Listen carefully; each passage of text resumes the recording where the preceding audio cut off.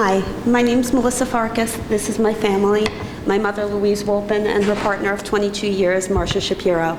We're all from South Brunswick, New Jersey, and we're here today to support marriage equality. I thank you so much for hearing our testimony.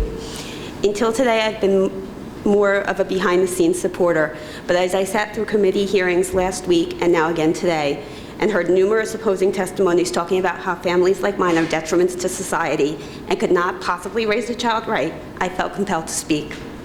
Because the issue of marriage equality does not just affect same-sex couples and their rights. It impacts the entire family unit. My family raised me to be an independent, responsible, and yes, straight woman. I'm 35 years old, I own a home, I have a steady job, and I'm surrounded by incredible family and friends. I live my life by the values my family taught me.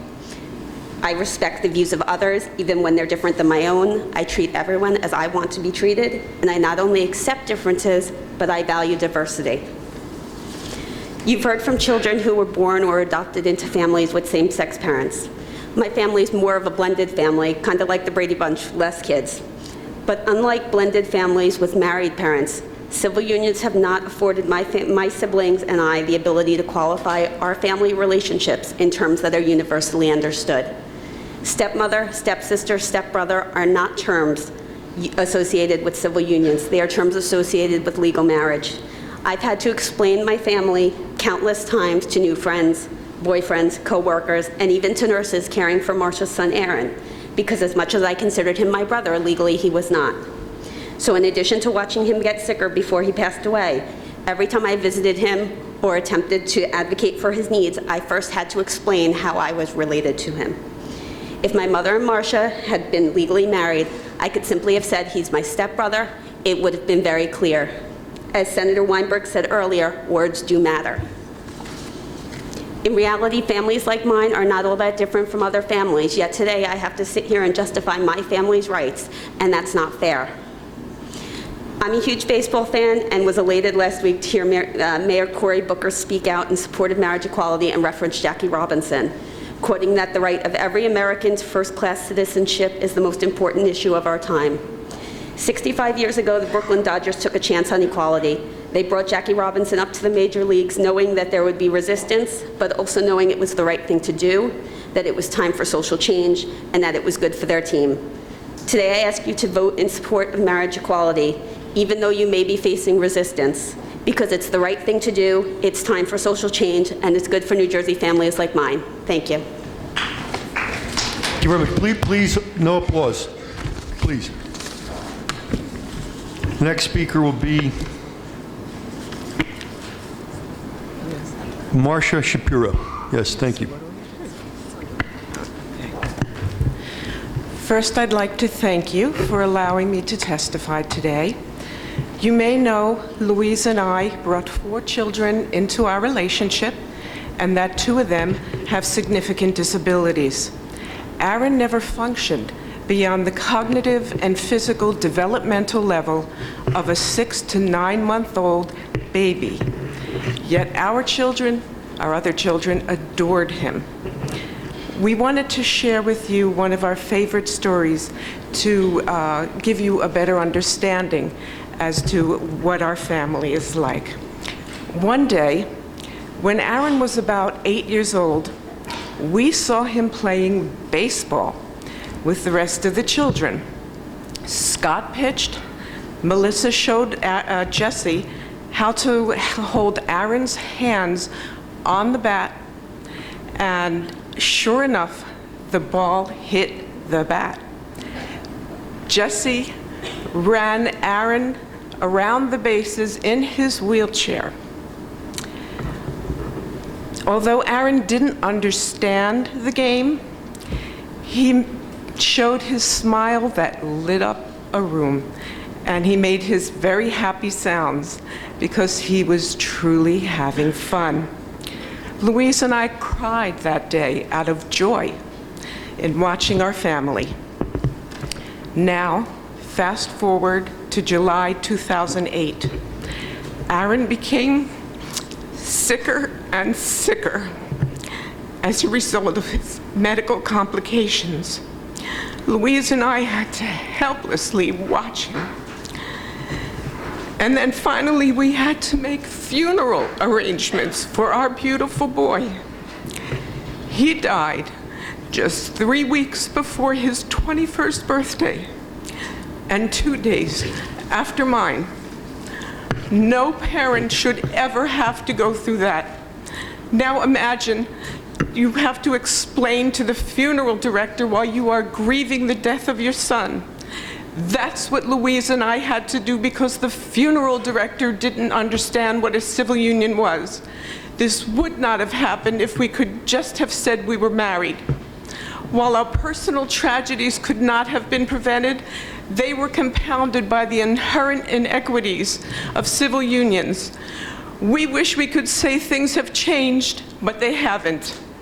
Although people tell us everyone knows Marsha and Louise, our relationship continues to be invalidated by healthcare facilities and other institutions. They insist on entering our marital status as single and unknown, despite the fact that we have provided documentation and education of our civil union. Our children at a very young age understood that inclusion and equality were very important. That's why they involved Aaron in their game. Civil unions are forcing Louise and I to sit on the sidelines of society, and we honestly don't understand why. I heard your testimony, and thank you for coming before this committee today. You're very brave to come before us and to bring out this issue. But my question to you is, where you live, have you gone to your state legislators about this? Have you approached them about this at all? Actually, I'm going to answer that if I may. Actually, we have multiple times, both in the past when we were in the 14th District, and currently we have reached out to Senator Bateman's office several times. We've made numerous emails. We have called on a daily basis asking for a meeting. We've yet to receive a call back, although we are told that we will, and a meeting has yet to be scheduled. Okay, thank you. Thank you. Hey, Louise, I believe you're the next speaker. Yes, okay, thank you. Louise, don't read your testimony. Sure, all right? okay. Our former Senator, Bill Baroni, spoke about the love Marsha and I have for each other on the Senate floor when he voted for marriage equality in 2010. He also added that despite the fact that we had obviously held to our vows in terms of sickness and health, in goodness, in good times and in bad, we would not be equal until the government allowed us to walk through that door of marriage. This is so true. I provide the health care coverage for our family. When looking for a new job, I had to ask each and every employer whether they offered civil union benefits. Many did not understand what that was, and many did not offer civil union benefits. This was unbelievably distressing while dealing with our children and with watching my beloved father, who I loved more than anything other than my immediate family, lose himself day by day to the devastating disease of Alzheimer's. Even now, my otherwise very supportive employer will only guarantee civil union health care benefits on a year-to-year basis. We're in our late 50s, and this is despite all of our media appearance and testimonies. You can imagine how distressing this uncertainty is to us. In January 2010, shortly after the Senate voted against marriage equality, I was called for jury duty. The judge asked each of us in the jury box to describe publicly who we lived with and what our relationship was. As soon as I said the word civil union partner, I had effectively disclosed my relationship to every potential juror and person in that courtroom. Today, I out myself out of a sense of free will and pride. On those days, the term civil union deprived me of my right to privacy and forced me to out myself, and deprived me of the right to protect myself in potentially unsafe situations. This wouldn't have happened if I could have said, she's my spouse and we're married. Having a different name for same-sex relationships made me vulnerable to discrimination in both the court and workplace, something that's supposed to be illegal. You've heard the real story of our marriage, of our 22 years of commitment. We're not just an other on some medical form. We're real people, we fulfilled our vows of marriage. The state of New Jersey has failed to keep its promise in terms of granting us dignity, protection, and all the benefits of marriage as promised in the state constitution. Civil unions don't work. When you vote on this bill, please think of our family and vote to end the injustice of civil unions. Vote to support marriage equality. Thank you for hearing our testimony. Thank you very much.